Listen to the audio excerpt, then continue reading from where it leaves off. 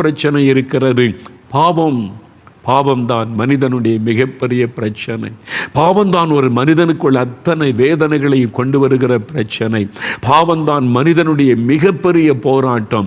மனிதன் அதை வெளியே சொல்லுவது இல்லை. அவனுடைய உள்ளத்தில் தவிக்கிற ஒரு காரியம், என் பாவம் மன்னிக்கப்படுமா, இந்த பாவத்தில் என்று விடுதலை கிடைக்குமா, இந்த பாவத்தினால தானே நான் சபிக்கப்பட்டிருக்கிறேன், இந்த பாவத்தினாலே தானே இந்த உலகத்திலே கடந்து நான் அல்லாடி கொண்டு இருக்கிறேன். ஐயோ, யார் செய்த பாவம், என் முன்னோர் செய்த பாவமா, நான் செய்த பாவமா, ஏன் எனக்கு இப்படியெல்லாம் நடக்கிறது என்று அந்த பாவத்தினுடைய விளைவுகளால் பாதிக்கப்பட்டு மனிதன் சமாதானத்தை இழந்து நிம்மதியை இழந்து தவிக்கிறான். ஆகவே தான் சமாதானத்தை தேடி தேடி தேடி மனிதன் அலைகிறான். எதற்காக? எங்கு போனால் என் பாவம் மன்னிக்கப்படும், என்ன செய்தால் என் பாவம் மன்னிக்கப்படும், இந்த பாவத்திற்கு பரிகாரம் என்ன என்று மனிதன் தேடி தேடி அலைகிறதை பார்க்கிறோம்.